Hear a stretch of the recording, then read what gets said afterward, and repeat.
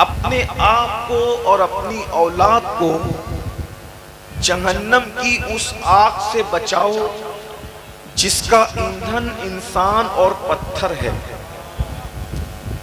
یہ اللہ کا کلام ہے، اور اللہ کے کلام میں جو شک کرے وہ مسلمان نہیں ہو سکتا۔ اللہ فرما رہا ہے اپنے آپ کو بھی جہنم سے بچاؤ اور اپنی اولاد کو بھی جہنم سے بچاؤ، یعنی ایسا کام مت کرو جس کام کے کرنے کے بعد تم بھی جہنم میں جاؤ اور تمہاری اولاد بھی جہنم میں جائے۔ ہم کو کہاں جانا ہے؟ انشاءاللہ جنت میں جانا ہے۔ کہاں جانا ہے؟ بولو بھئی کون کون جنت میں جانا چاہتا ہے؟ اب میں آپ کو ایک بات پوچھتا ہوں، ایک سچی بات پوچھتا ہوں۔ دو راستے ہیں، ایک راستہ دلی کی طرف جا رہا ہے اور ایک راستہ لکھنؤ کی طرف جا رہا ہے۔ آپ کتنے بھی بڑے پیر کے مرید ہیں، سمجھ لو کہ آپ ڈائریکٹ غوث پاک کے مرید ہیں، ڈائریکٹ غریب نواز کے مرید ہیں، ڈائریکٹ اعلیٰ حضرت مفتی اعظم کے مرید ہیں۔ اگر آپ نے لکھنؤ کا راستہ چوز کیا ہے، لکھنؤ کا راستہ اختیار کیا ہے، تو کیا پوری زندگی آپ کبھی دلی پہنچ سکتے ہیں؟ کیونکہ دو راستے مخالف ہیں، ایک ادھر کو جا رہا ہے، ایک ادھر کو جا رہا ہے۔ بولو آپ اگر لکھنؤ کے راستے پہ آپ چل رہے ہیں، لکھنؤ کا راستہ آپ نے اختیار کیا ہے، تو کیا کبھی آپ دلی پہنچ پائیں گے؟ بولو بھائی پہنچ پائیں گے؟ کوئی بڑے سے بڑا عالم مفتی فاضل لکھنؤ کے راستے پہ چلنے والے کو دلی پہنچا سکتا ہے؟ نہیں پہنچا سکتا، کیونکہ دونوں راستے مخالف ہیں۔ آپ پوری زندگی لکھنؤ کے راستے پہ چلتے رہیں اور آپ تلاش دلی کی کریں، زندگی ختم ہو جائے گی، آپ کبھی دلی پہنچ نہیں سکتے۔ تو پتہ چلا جو منزل پہ جانا ہوتا ہے راستہ وہی اختیار کرنا ہوتا ہے۔ اگر آپ کو جانا دلی ہے، آپ پیدل جائیں، سائیکل سے جائیں، ٹو ویلر سے جائیں، فور ویلر سے جائیں، کیسے بھی جائیں، راستہ آپ کو چننا وہ پڑے گا جو آپ کی منزل کی طرف جاتا ہے۔ اگر آپ نے منزل والا راستہ نہیں چنا تو دنیا کی بڑی سے بڑی طاقت بھی آپ کو منزل پر نہیں پہنچا سکتی۔ دلی جانے کے لیے دلی کا راستہ پکڑنا پڑے گا، لکھنؤ جانے کے لیے لکھنؤ کا راستہ پکڑنا پڑے گا۔ اسی طرح اللہ رب العزت نے بھی جنت اور جہنم یہ دو منزلیں بنائی ہے۔ کچھ لوگ جہنم کے اندر جائیں گے، کچھ لوگ جنت کے اندر جائیں گے۔ اب اگر آپ کو جانا ہے جنت کے اندر تو آپ کو راستہ جنت کا اختیار کرنا پڑے گا۔ اگر پوری زندگی آپ جہنم کا راستہ چلتے رہے اور آپ نے سوچا کہ میں پوری زندگی جہنم کا راستہ چلوں گا اور پھر غوث پاک مجھے جنت میں لے جائیں گے، غریب نواز مجھے جنت میں لے جائیں گے، اعلیٰ حضرت جنت میں لے جائیں گے، مفتی اعظم جنت میں لے جائیں گے، یہ لوگوں کے پاس طاقت تو ہے جنت میں لے جانے کی، لیکن اصول بھی ہوتے ہیں۔ راستہ جیسا ہوگا مسافر وہیں پر پہنچے گا۔ تو میرے بھائیوں اب مجھے بتاؤ، جنت میں سب جانا چاہتے ہو، راستہ کون سا اختیار کیا ہے؟ کون سے راستے پہ چل رہے ہو؟ اب میں آپ کے سامنے بتاؤں جنت کا راستہ کیا ہے۔ یہ کوئی سڑک نہیں ہے، جنت کا راستہ ہے نمازوں کی پابندی، جنت کا راستہ ہے سچ بولنا، جنت کا راستہ ہے جھوٹ سے بچنا، جنت کا راستہ ہے نشے سے بچنا، جنت کا راستہ ہے خود بھی اپنے گھر کی عورتوں کو پردے کا پابند بنانا، جنت کا راستہ ہے صراط مستقیم پر چلنا، جنت کا راستہ ہے علماء سے محبت کرنا، جنت کا راستہ ہے اولیاء سے محبت کرنا، جنت کا راستہ ہے رمضان شریف کے روزے رکھنا، جنت کا راستہ ہے اللہ نے استطاعت دی ہے تو حج کرنا، جنت کا راستہ ہے حلال روزی کھانا، جنت کا راستہ ہے اپنی نگاہوں کی حفاظت کرنا، اور جہنم کا راستہ کیا ہے؟ گانے سننا، جہنم کا راستہ کیا ہے؟ جھوٹ بولنا، جہنم کا راستہ کیا ہے؟ جھوٹی قسمیں کھانا، جہنم کا راستہ کیا ہے؟ گندی فلمیں اور پکچریں دیکھنا، جہنم کا راستہ کیا ہے؟ عورتوں کا بے پردہ رہنا، جہنم کا راستہ کیا ہے؟ حرام لقمے کھانا۔ اب بتاؤ یہ میں نے نہیں کہا، یہ اللہ رسول نے کہا، اللہ رسول کی باتیں میں تم تک پہنچانے آیا ہوں۔ اب ذرا اپنے آپ میں ڈوب کے سوچو، جانا جنت میں چاہتے ہو اور راستہ جہنم کا پکڑ کر کے رکھے ہو، تو بتائیے ہمیں جنت میں کون لے جا سکتا ہے؟ یاد رکھنا، مرنے کے بعد پچھتاؤ گے، صرف پچھتاؤ گے کہ ہم نے علماء کی بات نہیں سنی، ہم نے اللہ کے رسول کی حدیثوں پہ توجہ نہیں دی، ہم جلسے تو کرتے تھے، جلسوں میں ہزاروں روپے، لاکھوں لاکھ روپے خرچ کرتے تھے۔ بولو یہ جلسہ کیسے ہوا؟ تم سب کی محنتوں سے ہوا۔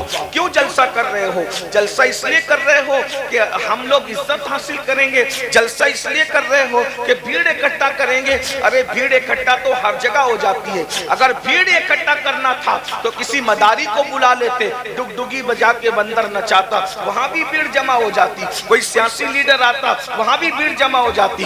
ہم نے بھیڑ جمع کرنے کے لیے جلسہ نہیں کیا ہے، ہم نے اپنے آپ کے احتساب کے لیے جلسہ کیا ہے، ہم نے اپنے آپ کو نیک بنانے کے لیے جلسہ کیا ہے، ہم نے اپنی آخرت کو سنوارنے کے لیے جلسہ کیا ہے، ہم نے اللہ کو اور اس کے رسول کو راضی کرنے کے لیے جلسہ کیا ہے۔ بتاؤ جب اس لیے جلسہ کیا ہے تو پھر جہنم کے راستے پر کیوں چل رہے ہو؟ جو جانتے ہیں وہ جانتے ہیں، جو نہیں جانتے وہ سن لو۔ اللہ کے بندو، ہم میں کسی میں بھی طاقت نہیں ہے کہ اللہ کے عذاب کو برداشت کر سکے۔ اللہ کا عذاب اتنا خطرناک ہے کہ ہم اللہ کے عذاب کو برداشت نہیں کر سکتے۔ اتنا مجھے بتاؤ میرے بھائیوں، اگر ہمارے سر میں درد ہو، ذرا بتائیے، اگر ہمارے سر میں درد ہو، ہم سر کا درد برداشت نہیں کر پاتے، اب مجھے بتانا میرے بھائیوں، ہم اتنے کمزور ہیں، میری ماں اور بہنیں بھی بیٹھی ہوئی ہے، ہماری بچیاں بھی چھوٹی چھوٹی بیٹھی ہوئی ہے، مجھے بتاؤ، ارے جب سر کا درد برداشت نہیں کر سکتے تو گناہ کی وجہ سے جب اللہ جہنم میں تمہیں عذاب دے گا تو کیا برداشت کر سکو گے؟ آئیے میں کچھ عذاب آپ کو سناؤں، اللہ کا عذاب جو جہنم کے اندر ہے، کیونکہ میں نے جہنم کے بارے میں آیت پڑھی ہے۔ خدا کے لیے اللہ تمہیں سمجھا رہا ہے، اے میرے مومن بندو، اے میرے نبی کے غلاموں، اے میرے نبی کے عاشقوں، اے میرے نبی کا کلمہ پڑھنے والوں، اے میرے نبی کا دم بھرنے والوں، اے میرے نبی کے نام پر تن من دھن کی قربانی دینے والوں، جہنم میں نے بنائی تو ہے، میں تمہیں جہنم میں ڈالنا نہیں چاہتا۔ اپنے آپ کو بھی جہنم سے بچا لو، اپنی اولاد کو بھی جہنم سے بچا لو۔ کیسے بچاؤ گے؟ آؤ اللہ کے رسول کی بات پر اگر یقین ہے تو رسول اللہ کی بات سنو، میری نہیں، میری اوقات کیا ہے کہ میں بات کروں، زبان میری ہے، حدیث رسول اللہ کی ہے۔ اب دھیان سے سننا، اگر تم مومن ہو تو رسول اللہ کی بات پہ یقین کرو۔ میرے اور تمہارے رسول فرماتے ہیں، میں معراج کی شب معراج جب میں نے جہنم کا مشاہدہ کیا، جب میں نے جہنم میں جھانک کر کے دیکھا تو آقا فرماتے ہیں میں نے دیکھا کچھ لوگ ایسے تھے جن کے سروں کو بڑی بڑی چٹان، چٹان کس کو کہتے ہیں؟ گول گول جو بڑے پتھر ہوتے ہیں اس کو چٹان کہتے ہیں۔ بڑی بڑی چٹان سے لوگوں کے سروں کو کچلا جا رہا تھا۔ یہ کون کہہ رہا ہے؟ اللہ کے رسول کہہ رہے ہیں۔ اگر حضور کی بات مانتے ہو تو تھوڑی دیر احساس کرو، تھوڑی دیر غور کرو۔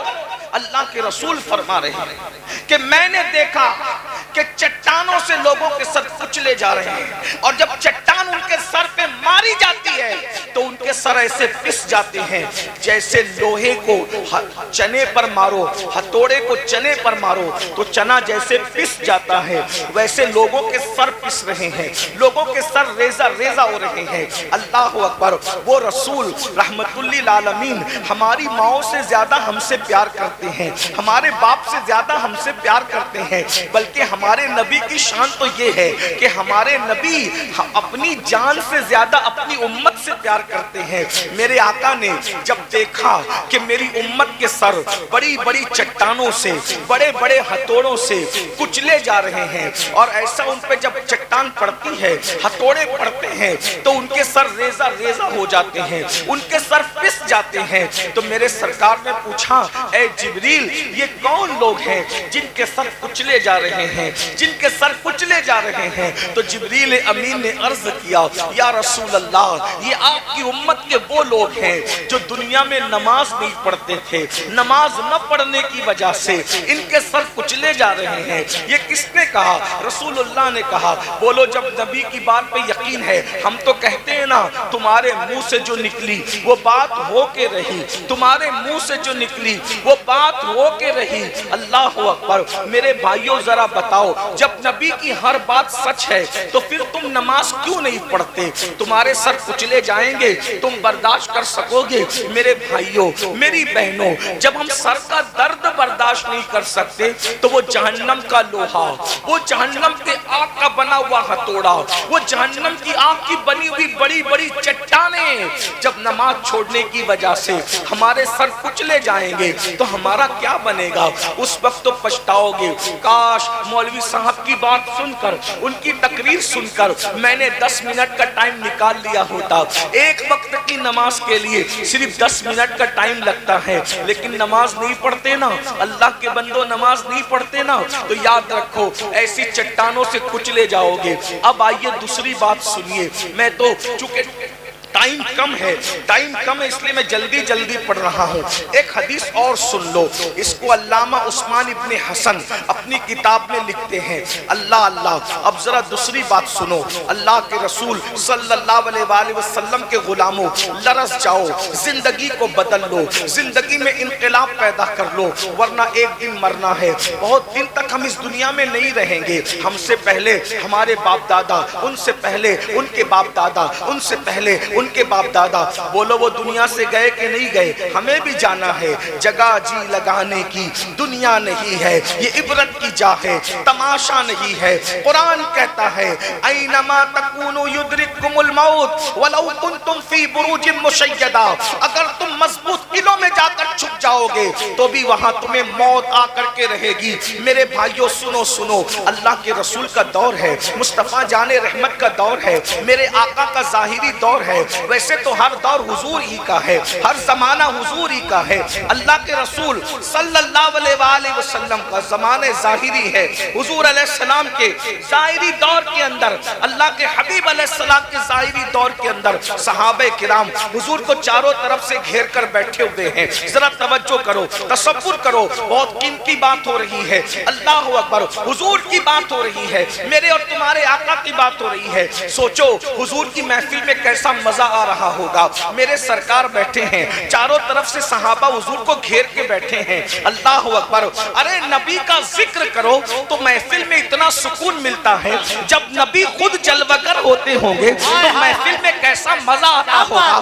آسمان کے ستارے بھی زمین مدینہ کو، آسمان کے ستارے بھی زمین مدینہ کو رشک کی نظر سے دیکھتے ہوں گے کہ ہم میں چاند اور سورج تو ہے، مگر مدینے کی زمین کتنی خوبصورت ہے کہ اس میں آفتاب نبوت جلوہ گر ہے، مہتاب رسالت جلوہ گر ہے، اور صدیق فاروق عثمان و علی جیسے ستارے آمینہ کے چاند کو گھیرے ہوئے ہیں۔ اللہ اکبر۔ کہاں آسمان کا چاند اس کی اوقات اور کہاں آمینہ کا چاند۔ آپ کو بتاؤں دونوں چاند میں کیا فرق ہے؟ اللہ اکبر۔ ایک مرتبہ ام المومنین سیدہ عائشہ صدیقہ نے آسمان کے چاند کو کہا تھا، او آسمان کے چاند، تیری اوقات تو یہ ہے کہ تو صرف رات کو چمکتا ہے، دن کو نہیں چمکتا، سورج کی روشنی میں تو نہیں چمک سکتا، لیکن میرا چاند دیکھ، یہ دن کو بھی چمکتا ہے، رات کو بھی چمکتا ہے۔ نعرہ تکبیر، نعرہ رسالت، عصمت مصطفیٰ، شان مصطفیٰ، حضرت علامہ سید امین القادری صاحب قبلہ۔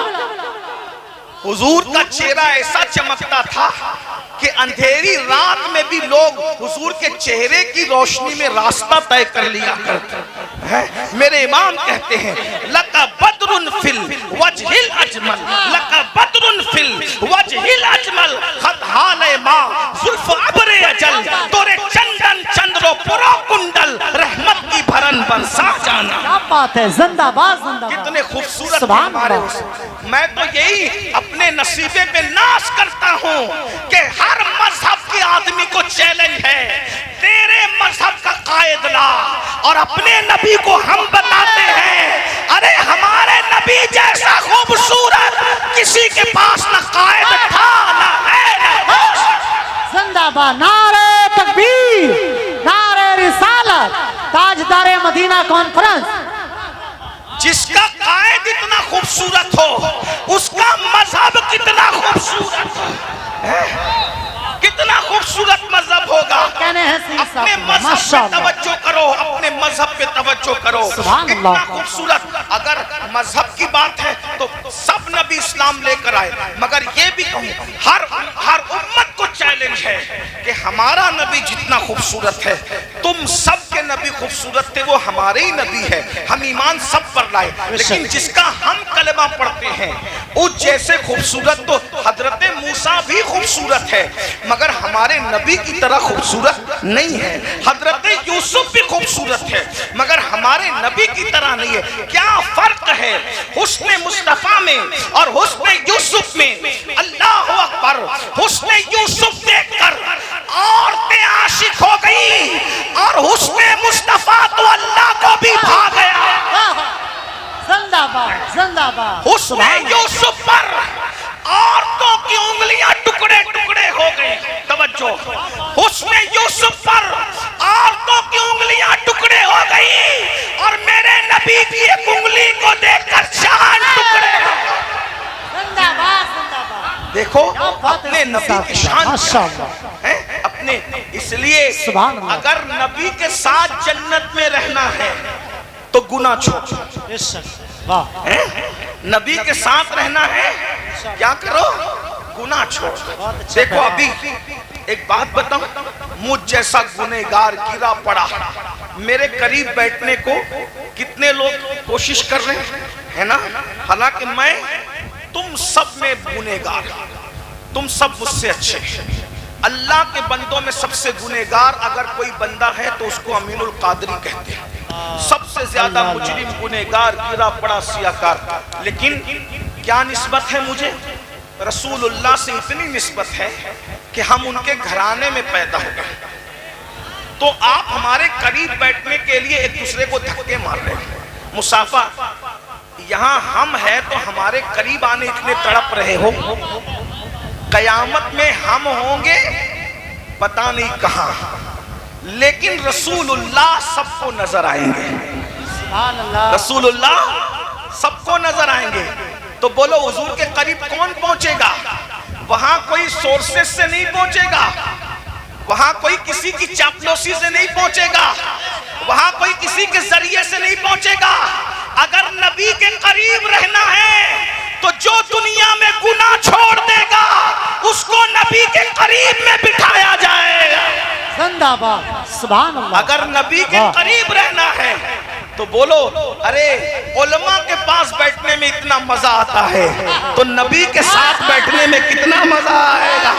मेरे इमाम कहते हैं जमीन और जमा तुम्हारे लिए, मकीन और मका तुम्हारे लिए, चुनी न चुना तुम्हारे लिए, बने दो जहां तुम्हारे लिए, दहन में जबा तुम्हारे लिए, बदन में है जा तुम्हारे लिए, जमाए यहाँ तुम्हारे लिए, उठे भी वहां तुम्हारे लिए, जिना में चमन, चमन में समन, समन में फबन, फबन में दुल्हन, सजाए में हन, प्यासे में नन, ये अम्मा तुम्हारे लिए, इशारे से चांद चीर दिया, छुपे हुए खुर फेर लिया, गए हुए दिन को हासिल किया, ये ताबो तवात तुम्हारे लिए, सबावो चले, आँख भले, फूल खिले, दिनों भले, लिबा के तले, सना में खुले, हमारी ज़बान तुम्हारे लिए।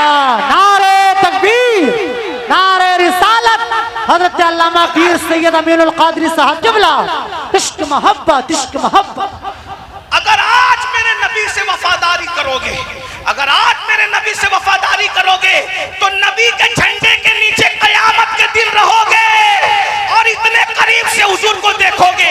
आज बिन देखे उन पे दुरूद पढ़ते हो, कयामत में उनका चेहरा देखते जाओगे, दुरूद पढ़ते जाओगे। जिंदाबाद, सुभान अगर अल्लाह। क्या बात। तुमने जवानी में गुनाह छोड़ दिया, अगर तुमने जवानी में गुनाह छोड़ दिया, तो रसूलुल्लाह का वादा है जो जवानी में गुनाह छोड़ दे मैं उसका हाथ पकड़कर अपने साथ जन्नत में ले जाऊंगा।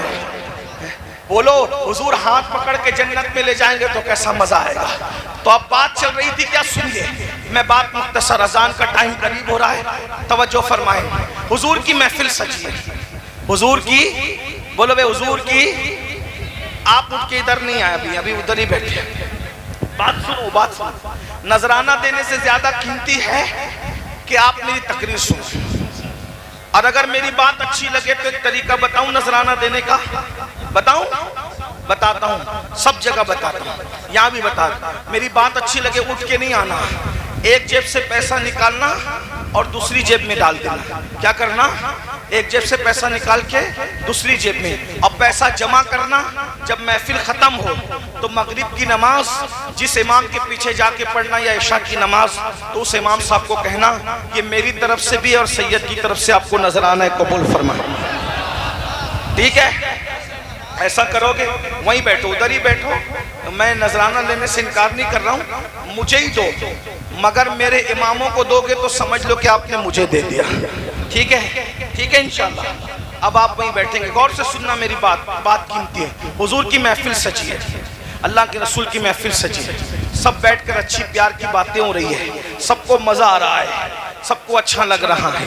ऐसे में एक नौजवान रोते हुए अल्लाह के रसूल के पास आता है। मेरी बहनों को भी अगर मेरी बात अच्छी लग रही हो तो वो नजराना एक जेब से निकाल के दूसरी जेब में रखे, ठीक है, और जितने पैसे जमा हो घर जाकर अपनी सास के हाथ में दे दे, ये कहकर कि ये मेरी तरफ से नजराना और सैयद की तरफ से नजराना, इधर मत भेजो, अपनी सास को दो, इसलिए कि सास को कौन देता है? हाँ, सास को मर्द देते, सास को औरतें नहीं देती। जब औरतें नजराना सास को देने लगेगी तो किसी घर में झगड़ा ही नहीं होगा, है ना भाई? हाँ, मौलाना को नजराना देते हो, सास को भी दो, ससुर को भी दो, घर में कभी झगड़ा नहीं होगा। और एक बात बताऊं, सास गाली दे तो गाली के बदले में गाली मत देना, गाली के बदले में उनको नजराना देना, नाश्ता देना, प्यार देना। देखो जब नफरतों की और मोहब्बतों की जंग होती है तो नफरतें हार जाती है, मोहब्बतें जीत जाती हैं। ताकत से जो मुहिम सर नहीं होती वो मोहब्बतों से सर होती है। हाँ, बात मैं खत्म करने लगा हूँ क्योंकि अजान का वक्त करीब है। दो बात पढ़ूंगा, बात खत्म कर दूंगा, ध्यान से सुनो। क्या अर्ज कर रहा था, हुजूर की महफिल सजी है, एक जवान रोते हुए आया और रोते रोते आता है। हुजूर की आदत थी, हुजूर जिसको भी रोते हुए देखते थे अल्लाह के रसूल अलैहिस्सलाम को रोना पसंद नहीं था, आका अलैहिस्सलाम को रोना पसंद नहीं था। यानी पसंद से मुराद ये कि हुजूर अलैहिस्सलाम किसी का रोना देख नहीं सकते थे, हुजूर अलैहिस्सलाम रोना देखकर बेचैन हो जाते थे। अल्लाह के रसूल सल्लल्लाहु अलैहि वसल्लम ने उस जवान को रोते हुए देखा और फरमाया, ए जवान तू क्यों रो रहा है, तेरे रोने की वजह क्या है? तो वो जवान अर्ज करता है, या रसूल अल्लाह, रोने की वजह यह है कि मेरे अब्बा का इंतकाल हो गया, मैं कोई मैसेज नहीं देख रहा हूँ, मैं किताब का हवाला देख रहा हूँ, मुझे पढ़ना है। मैं स्टेज पे आते हुए मोबाइल बंद करके आता हूँ, मैं मेंबर पे कभी मोबाइल नहीं चलाता, तो मुझे किताब देखनी है, इसलिए मैं आपके सामने ये बात मोबाइल देख रहा हूँ। वरना हुजूर की हदीस पढ़ते हुए तवज्जो हुजूर की तरफ होना चाहिए, मोबाइल की तरफ नहीं। और एक बात बताऊं, हुजूर की हदीस का उतना ही एहतराम करो कि हुजूर अगर हमारे सामने मौजूद होते तो हम कितना एहतराम करते, उतना ही हुजूर की हदीस का एहतराम। ये जो भाई लोग मोबाइल लेकर बैठे हैं ना, इनसे मुझे कोई शिकायत नहीं, लेकिन इनको हुजूर की हदीस की अहमियत नहीं मालूम। जिस दिन इनको हुजूर की हदीस की अहमियत पता चलेगी, ये तकरीर तो रिकॉर्ड हो ही रही है, बाद में चाहिए तो रिकॉर्डिंग आपको मिल जाएगी। आप क्यों रिकॉर्ड करते हैं? जितनी देर तक आप तकरीर रिकॉर्ड करते हैं ना, तो आपकी तवज्जो मोबाइल की तरफ होती है, तकरीर की तरफ नहीं होती। और आपकी तवज्जो कहाँ होनी चाहिए? तकरीर की तरफ, क्योंकि बयान क्या किया जा रहा है? हदीस बयान की जा रही है। गौर से सुनना, अब मैं किताब मुझे मिल गई, अब हदीस सुनो, रिवायत सुनो, गौर कीजिए कि अल्लाह के रसूल अलैहिस्सलाम की आदत थी कि हुजूर अलैहिस्सलाम किसी की आंख में आंसू नहीं देख सकते थे। तो सरकार ने फरमाया, ए जवान तू क्यों रो रहा है? تیرے رونے کی وجہ کیا ہے؟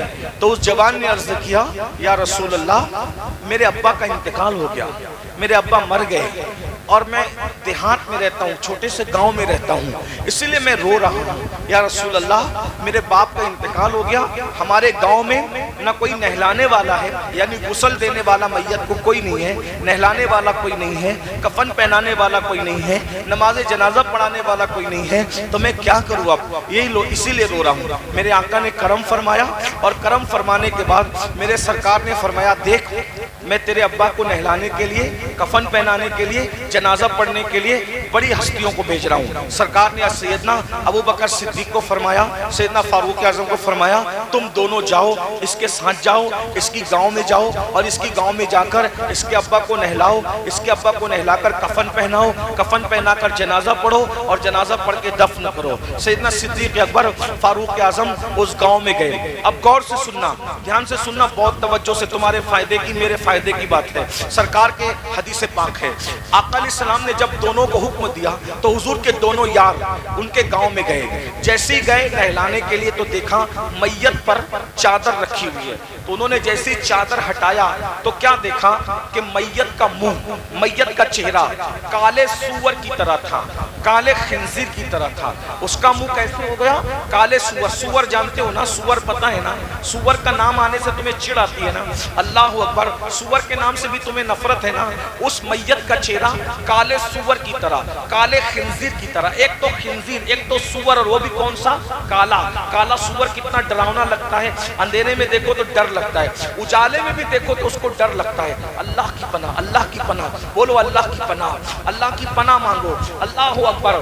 صحابہ کرام سیدنا صدیق، سیدنا فاروق دونوں رو پڑے اور روتے روتے بے حال ہو گئے۔ ایک قاصد کو آقا کی بارگاہ میں بھیجا، یا رسول اللہ اس کا چہرہ تو کالے سور کی طرح ہو گیا، کالے خنزیر کی طرح ہو گیا، اس کو کیسے نہلائیں گے، کیسے کفن پہنائیں گے، اس کا جنازہ کیسے پڑھیں گے؟ یا رسول اللہ آپ ہماری رہنمائی کریں۔ میرے آقا نے جب یہ سنا تو اللہ کے رسول خود بھی اٹھ کر کے اس دیہات میں آئے۔ جب اس دیہات میں تشریف لائے تو جیسے ہی اس کے چہرے سے کپڑا ہٹایا تو کیا دیکھا کہ اس کا منہ کالے سور کی طرح تھا، کالے خنزیر کی طرح تھا۔ حضور بہت روئے اور روتے روتے اللہ سے کہا اے اللہ اس کا چہرہ درست کر دے، اس کا چہرہ ٹھیک ٹھاک کر دے۔ اللہ نے حضور کی دعا سے اس کا چہرہ صحیح کر دیا، ٹھیک ٹھاک کر دیا۔ جلدی جلدی صحابہ نے اس کو غسل دیا، اس کی نماز پڑھی، اس کو کفن پہنا کے نماز پڑھی، اور نماز جنازہ کے بعد کسی نے چپکے سے کہا ارے ارے اس کا چہرہ تو کالے سور کی طرح ہو گیا تھا، حضور کی دعا سے ٹھیک ہوا، اب ذرا نماز جنازہ کے بعد چیک تو کر لو، ذرا دیکھ تو لو کہ ابھی اچھا ہے یا پھر ویسے ہی بدل گیا۔ جب نماز جنازہ کے بعد اس کے منہ سے کفن ہٹایا تو کیا دیکھا کہ اب بھی اس کا چہرہ کالے سور کی طرح تھا، کالے خنزیر کی طرح تھا۔ اللہ اکبر۔ صحابہ کرام نے پوچھا یا رسول اللہ اس کا چہرہ بار بار سور کی طرح کیوں ہو جاتا ہے، خنزیر کی طرح کیوں ہو جاتا ہے، وہ بھی کالے سور کی طرح، اس کا چہرہ جنازے میں بدل کیوں جاتا ہے؟ تو میرے آقا نے خود کچھ کہنے کی بجائے اس کے بیٹے کو بلایا اور بلا کر کے پوچھا اے جوان تو سچ بتا کہ تیرا باپ کرتا کیا تھا؟ میرا اللہ کسی پہ ظلم نہیں کرتا، میرا اللہ تو پردے ڈالتا ہے، میرا اللہ یوں کسی کو ذلیل نہیں کرتا، یہ بتا کہ تیرا باپ کرتا کیا تھا؟ اس جوان نے کہا یا رسول اللہ میرا باپ کوئی گناہ نہیں کرتا تھا، وہ بہت اچھا تھا، لیکن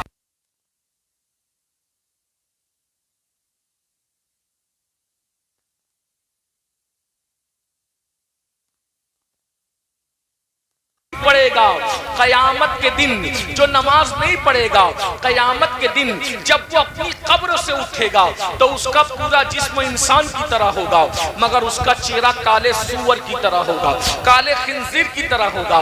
اے نماز نہ پڑھنے والے میرے بھائیوں، تمہارے رسول کے قول پر تم کو یقین نہیں ہے، اور اگر یقین ہے تو ذرا سوچو جب قیامت کے دن نماز نہ پڑھنے کی وجہ سے تمہارے چہرے سور کی طرح ہو جائیں گے۔ اے فجر کی نماز بستروں میں ترک کرنے والوں، اے ظہر کی نماز کاروبار میں ختم کرنے والوں، اے عصر کی نماز ترک کرنے والوں، تمہیں اپنے آپ پہ رحم نہیں آتا، تم اپنے آپ پہ رحم نہیں کرتے۔ ارے چہرے پر اگر سفید داغ ہو جائیں تو آدمی شادیوں میں جانا بند کر دیتا ہے، آدمی جلسوں میں جانا بند کر دیتا ہے۔ سفید داغ ہو جائے تو یہ ارے سفید داغ لے کے آدمی شادیوں میں نہیں جاتا، اللہ نہ کرے اگر سور کی طرح منہ. کون کہہ رہا ہے؟ یہ کوئی جلسے کے مولوی صاحب 14ویں صدی کے نہیں کہہ رہے ہیں، یہ رسول اللہ کی زبان کہہ رہی ہے، حضور کی زبان، حضور کی زبان کہہ رہی ہے. بولو اگر چہرے پہ پھنسی نکل آئے تو تم کسی محفل میں جانے میں شرماتے ہو نا. میں نے ایک عالم کو دیکھا، میں رو پڑا، بہت نیک عالم. ابھی کچھ دن پہلے ایک بہت نیک عالم کو دیکھ کے میں جلسے میں رو رہا تھا. ان کے ہاتھ پہ سفید داغ تھا، تو جب وہ تقریر کر رہے تھے تو تقریر کرتے کرتے جب وہ ہاتھ اٹھاتے تھے تو اپنے ہاتھ کو رومال میں چھپا لیتے. بیماری تو اللہ دیتا ہے، اور جس کو بیماری دیتا ہے اس کے درجات بھی بلند. نیک آدمی ہے لیکن اللہ نے ان کو وہ بیماری دے دی. اللہ کی مرضی، اللہ جس کو جو چاہے بیماری دے دے. تو جب وہ ہاتھ چھپا کر کے تقریر کرتے تھے تو میں نے دیکھا تو میری آنکھ میں آنسو آ گیا. مجھے خیال ہے اللہ انسان سفید داغ جلسے میں نہیں بتا پاتا، جب اس کا منہ نماز نہ پڑھنے کی وجہ سے کالے سور کی طرح ہوگا، کالے خنزیر کی طرح ہوگا، تو یہ تیری بارگاہ میں منہ لے کر کیسے جائے گا؟ آج کتنے لوگ اس جلسے میں آئے ہو، ظہر پڑھی، عصر پڑھی، فجر پڑھی، نہیں پڑھی. اکثر لوگوں نے نہیں پڑھی. اور رسول اللہ نے کیا فرمایا؟ جو نماز نہیں پڑھے گا جب وہ اپنی قبر سے نکلے گا تو اس کا منہ کالے سور کی طرح، کالے خنزیر. ایک وقت کی نماز کے لیے صرف 10 منٹ کا ٹائم لگتا ہے. 10 منٹ سے زیادہ نہیں. 5 وقت کی نماز کے لیے 50 منٹ کا ٹائم. اگر مجھے لوگوں کی بوریت کا احساس نہ ہوتا تو نماز کی اہمیت کے تحت میں کسی عنوان پہ تقریر ہی نہیں کرتا. میں پوری زندگی صرف نماز پہ تقریر کرتا، کیونکہ مجھے معلوم ہے جو نماز پڑھے گا اس کی دنیا بھی سنور گئی، آخرت بھی سنور. اپنی قوم کو اگر میں صرف نمازی بنانے میں کامیاب ہو جاؤں تو یہ میرے لیے بھی نجات ہے، ان کے لیے بھی نجات ہے. کیونکہ نماز سے بڑی چیز کامیابی کے لیے کوئی ہے ہی نہیں. اس لیے اپنے بچوں کو نمازی بناؤ. دوسری چیز، جہنم کے اندر سب سے زیادہ عذاب کس کو ہوگا؟ 3 لوگوں کو ہوگا. 3 لوگوں کو. نمبر 1 بے نمازی کو. اب دوسرا سنو، بات ختم، اس سے دھیان سے سننا. آپ ہمیشہ مقرر بلاتے ہیں، آج آپ نے مقرر نہیں بلایا، آج آپ نے فقیر بلایا. فقیر، یہ فقیر کے دل کا درد سن. تقریر نہیں، درد ہے دل کا فقیر کا. قادری فقیر، غوث پاک کے فقیر کے دل کا درد ہے، سن لو. سب سے زیادہ عذاب بے نمازی کو. دوسرے نمبر پہ سب سے زیادہ عذاب کس کو؟ جو دنیا میں نشہ کرے گا اس کو. نشہ کرنے والا. آج میری قوم میں نشہ عام ہو گیا. شراب کا نشہ، ڈرگ کا نشہ، بھنگ کا نشہ، چرس کا نشہ، انجیکشن کا نشہ، ہیروائن کا نشہ. نشہ کرنے والوں کا انجام ایک حدیث میں سن لو بس، پھر بات ختم. توجہ. قیامت کے دن جن لوگوں نے دنیا میں نشہ کیا ہوگا، نشہ، قیامت کے دن جب وہ اپنی قبروں سے اٹھیں گے تو اللہ کے رسول فرماتے ہیں جس نے ایک بار بھی دنیا میں نشہ کیا، ایک بار، صرف ایک بار، اور توبہ نہیں کیا، توبہ کے بغیر مر گیا، تو آقا فرماتے ہیں جب وہ اپنی قبر سے اٹھے گا یا تو اس کا چہرہ سور کی طرح ہوگا یا تو اس کا چہرہ بندر کی طرح ہوگا. وہ سور یا بندر کی شکل لے کے اٹھے گا جس نے ایک بار نشہ کیا. اور حضور کیا کریں گے اس کے ساتھ؟ توجہ.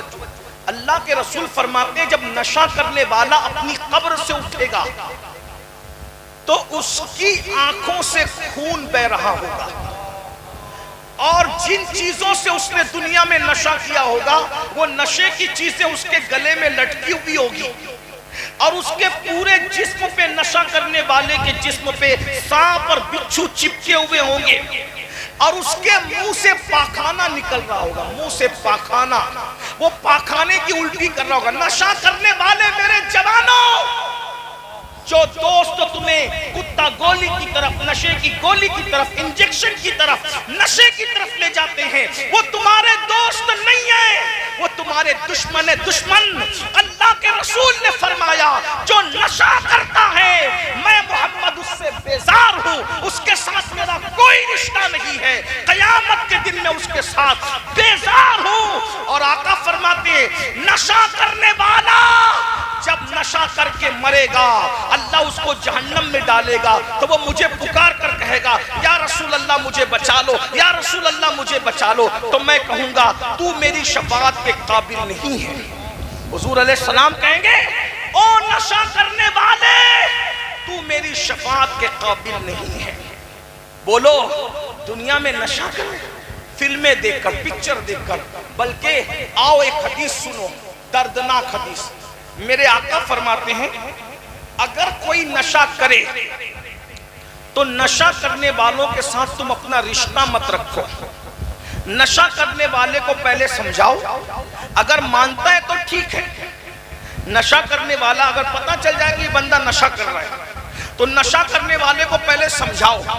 مانتا ہے تو ٹھیک ہے، نہیں مانتا اس کا بائیکاٹ کرو. آقا فرماتے ہیں نشہ کرنے والے سے تعلق مت رکھو، نشہ کرنے والے سے رشتہ مت رکھو. اب نشہ کرنے والے سے رشتہ رکھنے کا انجام کیا ہے سنو. آقا فرماتے ہیں جس نے نشہ کرنے والے کو ایک لقمہ کھلایا، لقمہ، تو آقا فرماتے ہیں نشہ کرنے والے کو جو کھانا کھلائے گا ایک لقمہ، اللہ اس کے جسم پر قیامت کے دن سانپ اور بچھو مسلط کرے گا. جس نے نشہ کرنے والے کی کوئی حاجت پوری کی گویا اس نے اسلام کو ڈھانے پر مدد کی. جس نے نشہ کرنے والے کو قرض دیا اس نے مسلمان کے قتل پہ مدد کی. حتیٰ کہ آقا فرماتے ہیں نشہ کرنے والا اگر تمہاری محفل میں آئے اس کو عزت کے ساتھ اپنے پاس مت بٹھانا. اگر تمہیں پتا چل جائے کہ اس نے نشہ کیا پہلے سمجھاؤ، نہیں مانے اس کو اپنے ساتھ مت بٹھانا. آقا فرماتے ہیں اگر تم نشہ کرنے والے کو اپنے پاس عزت سے بٹھاؤ گے تو اللہ قیامت کے دن تم کو اندھا اٹھائے گا، اندھا. بتاؤ جب نشہ کرنے والے کو اپنے پاس بٹھانے، یہ مولانا اگر پتا چلے کہ کوئی بندہ نشہ کرتا ہے پھر بھی اللہ کے رسول کے منع کرنے کے بعد مولانا اپنے پاس نشہ کرنے والے کو بٹھائے تو اللہ مولانا کو اندھا اٹھائے گا. تو جو خود نشہ کرتا ہے اس کا کیا انجام ہوگا؟ بتاؤ جب نشہ کرنے والے کو عزت سے بٹھانے والے مولانا کو اللہ اندھا اٹھا رہا ہے تو جو نشہ کرتا ہے اللہ اس پہ کتنی ناراضگی کا اظہار کرے گا، اس کو کیسا. اس لیے میرے بھائیو قوا انفسکم واہلیکم نارا، اپنے آپ کو بھی جہنم سے بچاؤ، اپنی اولاد کو بھی جہنم سے بچاؤ، جہنم کے راستے پہ مت جاؤ. اور اللہ کے رسول فرماتے ہیں التائب من الذنب کمن لا ذنب لہ، کہ گناہ سے توبہ کرنے والا ایسا ہے جیسے اس نے گناہ کیا ہی نہیں ہے. توبہ کر لو اللہ سب معاف کر دے گا. توبہ کے دروازے کھلے اللہ سب معاف کر دے گا. سچی توبہ کرو. بولو توبہ کرتے ہو؟ سورج غروب ہو رہا ہے، توبہ کا وقت ہے، سب توبہ کرتے ہو؟ سب کرو گے؟ ارے توبہ کرنے والے کے بارے میں میرے آقا فرماتے ہیں جب کوئی جوانی میں توبہ کرتا ہے تو اللہ 70 دن تک آسمان میں نور کی کنڈیلیں جلاتا ہے اور فرشتے ایک دوسرے سے کہتے ہیں آج ایک جوان نے توبہ کی ہے، اسی خوشی میں اللہ نے نور کی کنڈیلیں جلائی. توبہ کرنے والے کے لیے اللہ فرماتا ہے ان اللہ یحب التوابین، کہ بے شک توبہ کرنے والا اللہ کا محبوب ہے. توبہ کرتے ہو؟ سب کرو گے سب توبہ. بھائیو کیسے کیسوں نے توبہ کی، اللہ نے قبول کیا. اب مغرب کا ٹائم ہو گیا ہے نہیں وقت، ورنہ میں آپ کو ایک واقعہ بتاتا تو آپ کو پتا چلتا کہ توبہ کرنے والا کہاں پہنچتا ہے. بس اتنا سن لو کہ ویسے میں نے تقریروں میں کئی جگہ کئی واقعات بتائے، یہاں اب میں واقعہ نہیں بتاتا، صرف اتنا کہتا ہوں توبہ کر لو. توبہ جو کر لیتا ہے اگر ہزاروں سال گناہ کر کے بھی کوئی توبہ کرے نا تو اللہ اس کو توبہ کرنے والوں کو گناہ سے ایسے پاک کر دیتا ہے جیسے وہ ابھی اپنی ماں کے پیٹ سے پیدا ہوا. آؤ تم سب ہم سب مل کر دنیا میں جتنے گناہ ہوئے جہاں جیسے ہوئے سب سے توبہ کرو. لیکن ایک بار توبہ کرو گے تو دوبارہ پھر اس گناہ نہیں کرنا، کیونکہ جو توبہ کر کے پھر گناہ کرتا ہے تو اللہ کہتا ہے میرے ساتھ مذاق مت کر. اللہ کیا کہتا ہے؟ میرے ساتھ مذاق مت کر. پھر اللہ ناراض ہوتا ہے. کون کون توبہ کرنے تیار ہے؟ جو دل سے تیار ہے وہی توبہ کرے. سبحان اللہ. آئیے سب میں بھی ہم سب توبہ کرتے ہیں. استغفر اللہ، دل سے پڑھو استغفر اللہ، استغفر اللہ ربی من کل ذنب واتوب الیہ. استغفر اللہ ربی من کل ذنب واتوب الیہ. استغفر اللہ ربی من کل ذنب واتوب الیہ. الحمدللہ رب العالمین. الحمدللہ حمدا کثیرا کثیرا سبحان اللہ بکرۃ واصیلا.